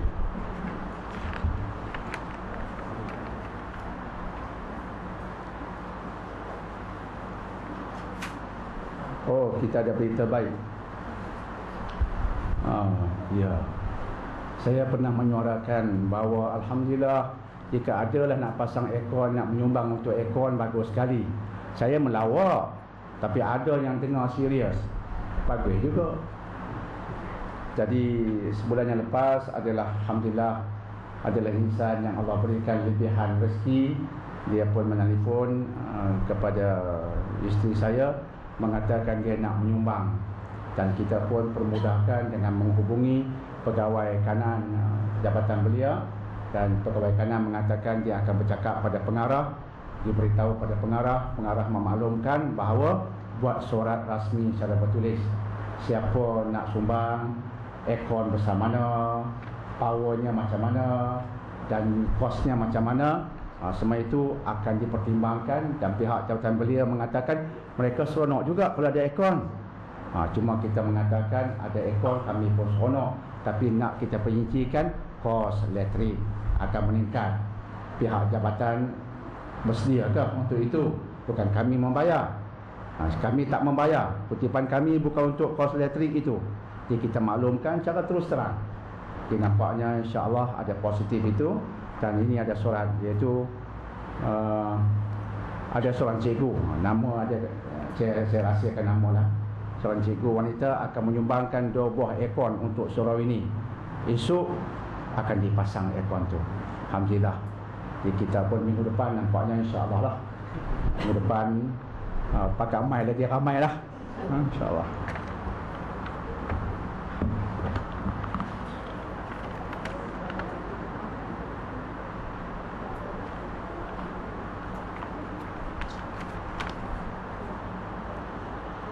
Setakat mana hak suara dibenarkan menangis dalam solat? Oh, menangis sungguh ni. Solat menangis. Suara yang berbentuk kalimat, itu bukan menangis yang syar'i lah. Menangis ni jangan over sangat. Dia menangis jangan over sangat. Over ni sampai mengeluarkan suara berlebihan. Lebih bahaya kalau kata orang utara meratus. Bismillahirrahmanirrahim. Lam yakunil ladzina kafaru. Itulah. Jangan tempat macam tu. Sampai meratus. Saya kadang menitikkan air mata sedih. Okey. Itu okey. Itu petanda bagus tu. Tanda kita menjiwai ayat dibaca. Bagi orang Arab itu tak pelik. Tu imam dia Masjid Al-Haram, dia baca ayat tentang azab neraka. Kita boleh rasa tu dia faham sangat-sangat tu. Dia faham dah. Dia faham sangat-sangat. Dia baca terketa-keta. Azab neraka khalidina fiha abada. Tak boleh sambung. Terketa-keta, menangis. Kita terasa. Tapi dia menangis tu kita dengar macam sedu sedang biasa, tak mengeluarkan suara. Di Mesir pun begitu. Imam yang syahdu dia baca tan tarawih tu, dia baca tak panjang sangat, tapi dia baca, dia faham, dia mendalami, dan dia baca tu tak menangis. Wow. Kita di belakang tu pun aku tak menangis pun. Dia menangis, aku tak keluar apa pun. Tak keluar ayat mata, macam mana Tuhan bagi kat dia. Jadi kalau boleh terasa tu Masya Allah. Tapi tak menangis pun tak apa, tapi beri kekhusyukan. Kekhusyukan bagi tumpuan, tu pun dah okey dah.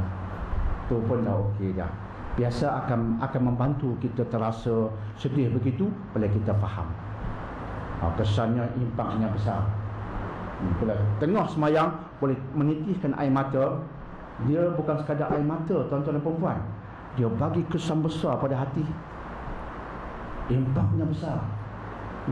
Boleh menangis, kemudian impak tu pada hati akan besar. Kita akan terasa hati tu dah berubah. Tapi ingat ya, kalau itu yang Allah anugerahkan, ini anugerah ilahi. Boleh baca Quran sampai menitiskan air mata, semayang sampai menangis, itu anugerah ilahi. Bukan senang nak diberikan, tapi diberikan anugerah, alhamdulillah. Rahsiakan. Jangan masuk dalam Facebook. Ana semalam semayang, antum nak tahu, ana menitih air mata dekat 10 minit. Habis merugikan amal istimewa itu. Rahsiakan kita dengan dia saja, azza wa jalla. Saya ulangi, jangan sampai meratus, jangan sampai mengeluarkan suara sehingga merosakkan konsep solat. Solat ada suara tertentu, ada kalimat tertentu, tetapi tambah dengan suara sedu-sedan yang tak diperlukan. Itu berhati-hati. Allahu a'lam.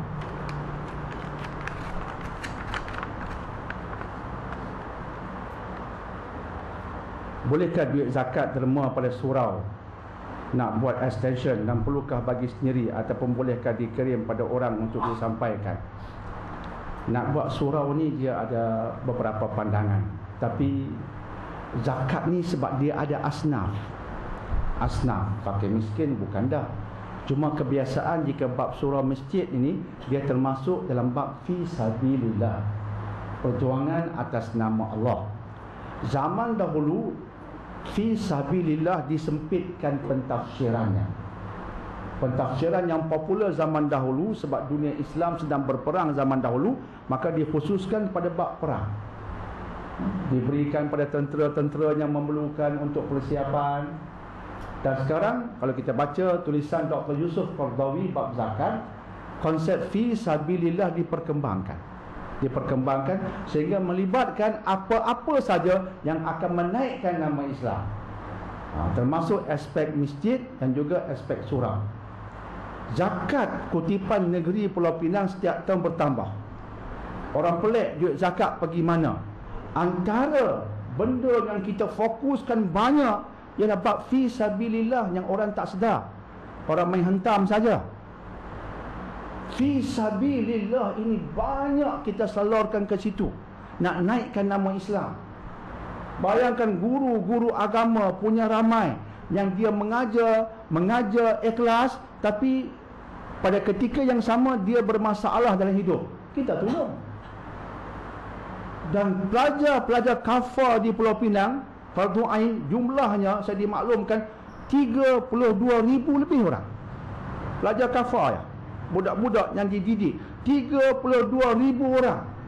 Bayangkan jumlah guru yang ada, dan mereka nak hidup juga. Ini kita guna untuk fi sabilillah, support mereka. Sekolah agama rakyat, siapa nak support?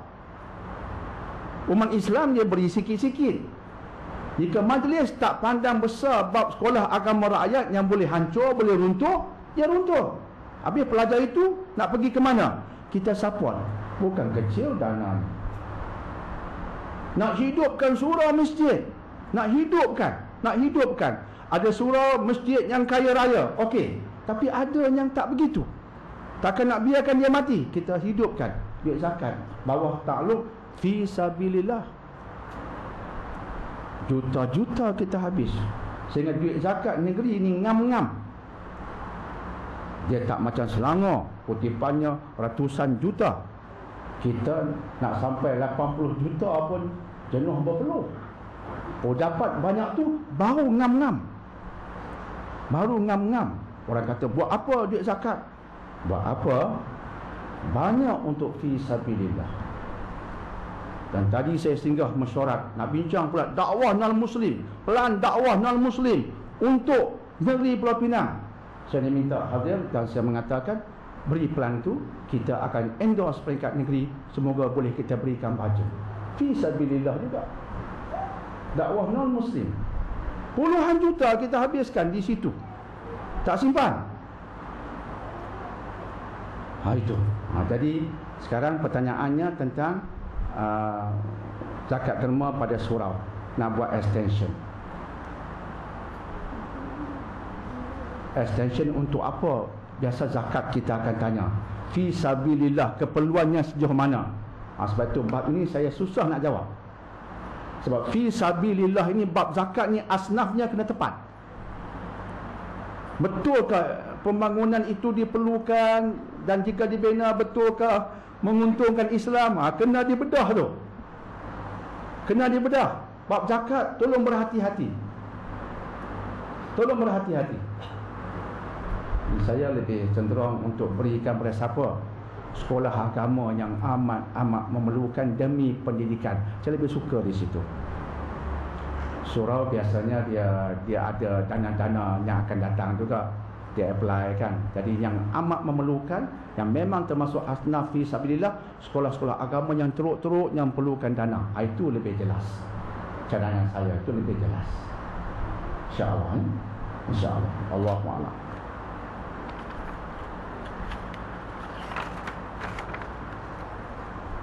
Apakah makna takdir, qada, qadar dan usaha? Jika semua perkara Allah tetapkan, mengapa manusia perlu berusaha? Subhanallah. Kita ulangi jawapan kita. Usaha itu sebahagian qada, qadar. Usaha itu sebahagian qada, qadar. Usaha termasuk qada, qadar. Yang tercatat berdasarkan usaha. Dalam bahasa mudah, Allah catat di Lauhul Mahfuz, disebabkan dia berusaha, maka aku izinkan usahanya, aku berikan ini. Berkait dengan usaha. Jika dia tak berusaha, aku tak berikan ini. Tapi Allah mengetahui apa yang akan dia buat. Dia catat semua. Jika. Sebab itu Umar pernah berdoa, ya Allah, jika tercatat di sana bagiku azab, penderitaan, tolong gantikan dengan kebahagiaan. Yang tercatat boleh terpadam, boleh jika Allah mahu. Yang takkan berubah, pasti tak berubah sampai bila-bila, satu saja, apa yang di dalam ilmu Allah. Apa yang Allah tahu tak mungkin berubah. Jika Allah tahu dia mati kafir, masuk neraka, itu ilmu Allah, tak mungkin tersilap, tak mungkin berubah. Tapi yang tercatat, ada catatan yang mu'allaq, ada yang mubram. Mubram, ketetapan tak mungkin berubah, tapi ada mu'allaq, bersyarat. Jika ini penting amal. Jika you beramal, you dapat. Jadi amal, jika you beramal, you dapat. Allah tetapkan demikian. Amal itu sebahagian ketetapan Allah. Dia sebahagian qada dan qadar. Sebab itu Allah berfirman, ulaika lahum nasibum mimma kasabu wallahu sari'ul hisab. Bagi mereka ada nasib, ada bahagian berdasarkan usaha mereka. Nasib berdasarkan usaha, kata Allah. Nasib manusia berdasarkan usaha. You tak usaha, tak ada nasib tertentu bagi you.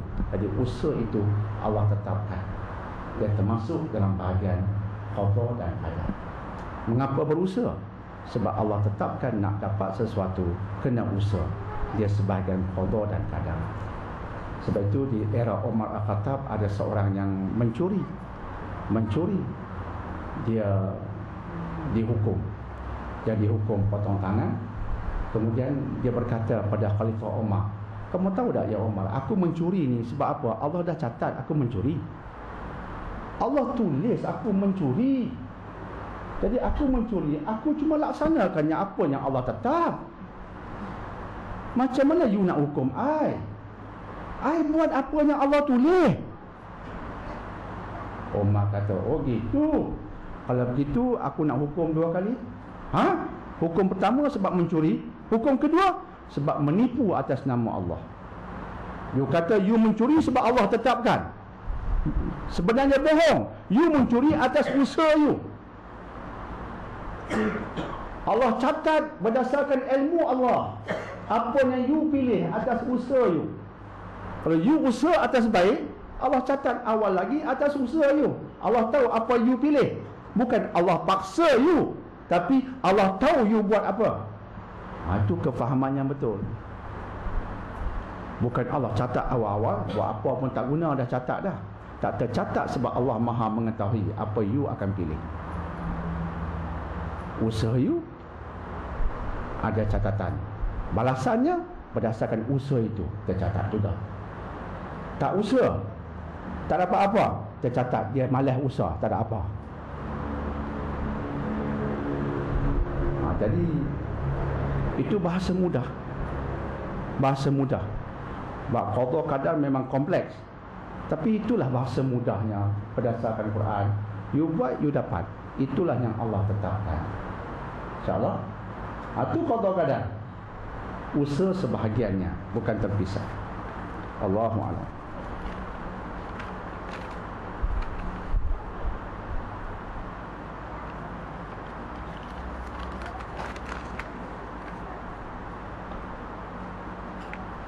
Bolehkah saya berikan dividen ASB pada adik-beradik saya yang kurang berkemampuan? Ini kerana baru-baru ini di TV dikatakan dividen ASB adalah haram. Tapi boleh disedekahkan pada orang yang kurang mampu. Fatwa kebangsaan mengatakan harus. Dia ada dua, dia kontroversial sedikit. ASB, ASN, kontroversial sedikit. Fatwa kebangsaan mengatakan halal sebab orang Melayu teruk ekonominya. Tapi ada fatwa negeri-negeri tertentu haram sebab pelaburannya sah, bukan 100% di tempatnya syariah compliant. Fatwa kebangsaan kata betul, pelaburannya bukan 100% halal, tapi orang Melayu Islam dah emergency ekonominya, jadi kita kena kata halal. Fatwa yang lagi satu mengatakan haram sebab syariah compliant tak dipatuhi. Dan yang kedua, ada saluran lain. Dan kita di Malaysia yang jadi ketua orang Islam, mengapa duduk diam? Itu isunya. Jadi macam-macam pandangan. Pandangan peribadi saya, ini pandangan peribadi, saya ulangi. Kita memang ada alternatif. Sebab itu saya sejak awal, semoga sampai bila-bila, tak melabur pada ASB, ASN, tak melabur. Tabung haji saya melabur, insyaAllah. Tak tabung haji, kan funds yang jelas syariah compliant, ada. Tabung haji pun kerajaan punya juga, saya melabur sebab lebih jelas. ASB, ASN ada kelabu asap di situ. Saya tak nak melabur, sesin pun saya tak bagi. Saya minta lah. Tapi sumber-sumber lain kita boleh labur di tempat-tempat lain yang juga ada laporannya. Laporan Bank Negara ahli syariah compliant. Buat kajian di internet pun mungkin ada. Buat kajian rasmi. Dan insyaAllah laburlah, carilah keuntungan, tapi mengikut syariah compliant. Dan satu lagi cara untuk melabur ialah beli emas. Tunggu sekejap, harga emas ada ketika-ketika jatuh merudum, beli emas. Tapi bila beli emas, ingat, bukan untuk simpanan jangka pendek, tapi untuk simpanan jangka panjang. InsyaAllah emas tak pernah merugikan. Tapi tunggu masa. Simpanan jangka panjang, dia akan naik. InsyaAllah ikut kajian dibentangkan di simposium antarabangsa, emas sejak zaman Nabi sampai sekarang, dia buat kajian, tak jatuh. Nilai wang kertas sentiasa jatuh. Tapi nilai emas tak jatuh sejak zaman Nabi. Dia katakan ketika itu 1 dinar mampu beli seekor kambing. 1 dinar. Sekarang 1 dinar juga mampu beli seekor kambing. Itu kajian dibuat, dan itu sah, meyakinkan emas, ya. Lepas tu Islam menekankan mata wang biar emas dan perak, sebab dia lebih mantap. Wang kertas ini dipopularkan oleh Yahudi. Yang Yahudi sekarang kontrol dunia. Betul, ulama berdebat bab fiscal paper ni, bab wang kertas ini. Cuma di saat hari ini memang kita gunakan sebab itu pilihan yang ada. Tapi kena ada azam untuk pergi kepada apa yang Nabi buat.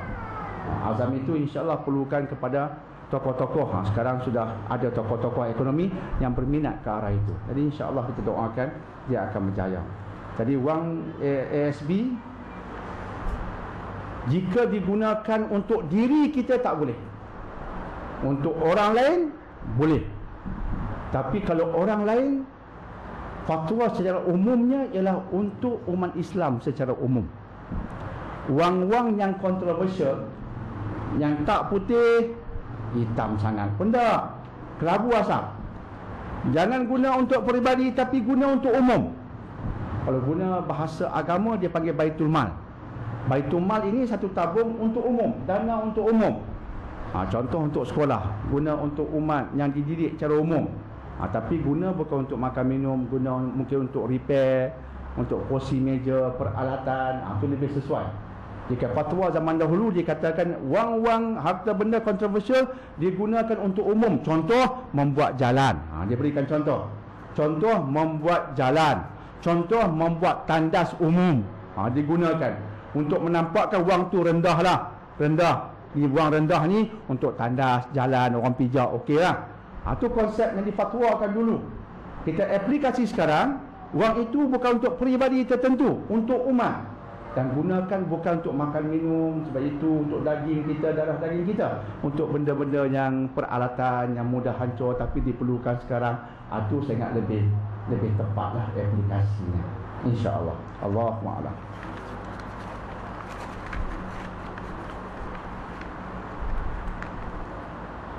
Doktor, macam mana kita buat ruqyah untuk menghalau jin dan sebagainya? Jin macam manusia, makhluk Allah.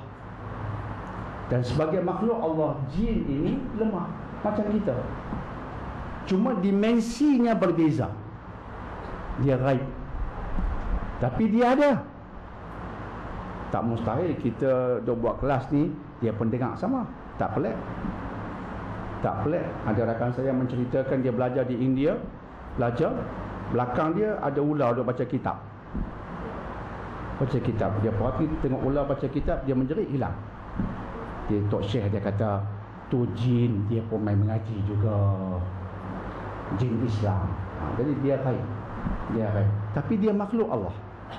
Dia makhluk Allah. Wa ma khalaqtul jinna wal insa illa liya'budun. Tidak aku cipta jin dan manusia melainkan untuk mengabdikan diri kepadaku. Cuma kadang kalau jin itu menjelma dalam bentuk mengganggu kita. Mengganggu dalam bentuk, kadang-kadang datang dalam bentuk yang hidup, jelma depan kita. Ataupun memasuki, dia halus. Itu kita panggil makhluk halus. Dia memasuki. Sebab itu cara kita yang paling baik ikut sunnah. Saya mencadangkan lagi sekali tuan-tuan dan puan-puan, beli makthurat, amalkannya. Al-makthurat dah ada. Cari al-makthurat. Boleh download dari internet. Type al-makthurat, Google al-makthurat, download. Suara pun boleh, PDF dalam bentuk PDF pun boleh, iaitu ayat-ayat yang diwiridkan berdasarkan hadis. Amal waktu pagi dan petang. Contoh 10 ayat dari surah Al-Baqarah yang kita bincangkan sebelum ini. Ada Alif Lam Mim, ayat yang kita bacakan dari 1 sampai 4. Kemudian ayat kursi, kemudian 2 ayat selepasnya la ikraha fid din, kemudian lillahi ma fis samawati wa ma fil ard, 2 ayat di hujung Baqarah. Amalkan pagi dan petang. Kemudian 3 qul huwallahu ahad, 3 qul a'udzu birabbil falaq 3 kali, qul a'udzu birabbin nas 3 kali, bismillahilladzi la yadurru masmi syai'un fil ardi wala fis samaa wa huwas samiul alim 3 kali. Dan juga ditambah dengan zikir-zikir yang lain berdasarkan nas. Buat sekadar termampu, tapi buat pagi dan petang. Ada kesan, insya-Allah. Nas mengatakan itulah ruqyah. Ruqyah berdasarkan nas, berdasarkan perbuatan Nabi. Insya-Allah, insya-Allah. Kemudian itu pendinding kita. pendinding kita.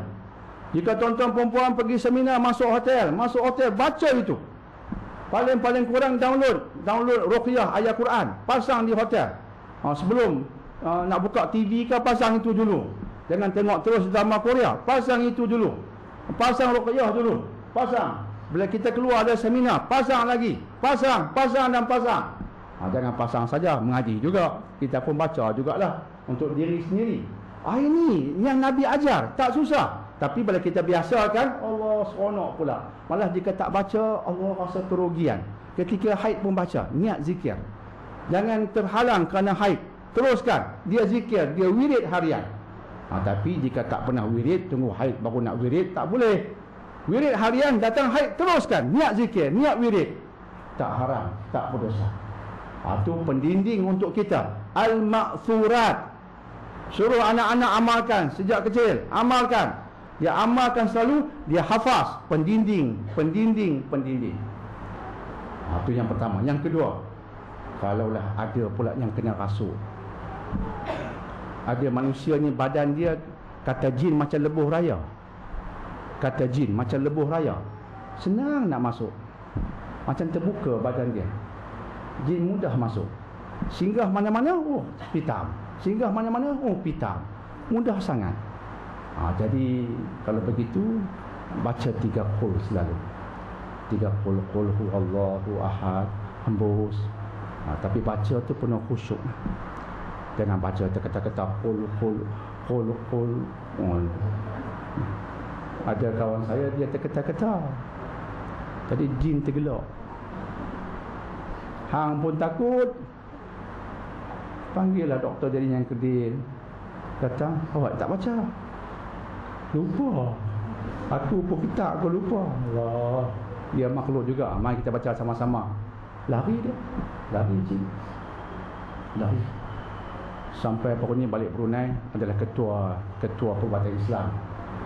Dia jabatan mufti. Pengalaman. Dia ceritalah pengalaman dia berubat. Baca tu yang saya sebutkan tadi. Dia kata, kalau dia kata jin tu terlampau degil, ini yang kami amalkan. Apa dia? La haula wala quwwata illa billah. Jin terketak. Kemuncaknya dia akan terketak. Sebab apa? La haula wala quwwata illa billah. Kita mengadu pada Allah. Ya Allah, aku tak ada daya dah, melainkan semua daya darimu. Ya Allah, tolong aku, buatlah apa yang perlu. Jin terketak, dia kata. Dia menjerit, takut. Padahal kita kata la haula wala. Sebab kita mengiktiraf, aku tak ada apa ya Allah. Ni gangguan datang, aku tak ada apa, tak ada kuasa, semua darimu, buatlah apa yang patut. Ketak dia. Itu kalimat-kalimat suci yang bagus untuk kita faham, jadikan sebagai amalan. Tapi jangan lupa semayang yang 5. Nanti duk baca ayat jin saja, semayang 5 tak buat. Tak boleh. Baru ni ada remaja dia kacau jin, maka saya kata okey, semayang dah. Jarang-jarang lah. Lah ni bukan jarang-jarang, selalu. Baru 3 qul kuat. 3 qul tu bukan wajib. Tapi bila wajib selesai, asasnya kuat, tingkapnya pun kejap lah. Itulah konsepnya, insya-Allah. Jadi alhamdulillah, semoga apa yang sempat kita bicarakan mendatangkan manfaat tuan-tuan dan puan-puan. Terima kasih banyak atas kehadiran dan perhatian. Insya-Allah minggu depan ADA ada, insya-Allah. A'udzubillahi minasyaitonir rajim. Bismillahirrahmanirrahim. Alhamdulillahirabbil alamin wassalatu wassalamu ala asyrafil anbiya'i wal mursalin sayyidina Muhammadin wa ala alihi washabbihi ajmain. Rabbana la tuzigh qulubana ba'da idh hadaytana wa hab lana min ladunka rahmatan innaka antal wahhab. Rabbana atina fid dunya hasanah wa fil akhirati hasanah wa qina adzabannar. Wa sallallahu ala sayyidina Muhammadin wa ala alihi wa sahbihi wasallam. Walhamdulillahi rabbil alamin. Subhanakallahumma bihamdika asyhadu an la ilaha illa anta astaghfiruka wa atubu ilaik. Subhanakallahumma bihamdika asyhadu an la ilaha illa anta astaghfiruka wa atubu ilaik. Subhanakallahumma bihamdika astaghfiruka wa atubu ilaik. Bismillahirrahmanirrahim. Wal 'asri innal insana lafi khusr illa alladziina amanu wa 'amilus shalihat wa tawasaw bil haqqi wa tawasaw bis sabr. Wassalamualaikum warahmatullahi wabarakatuh.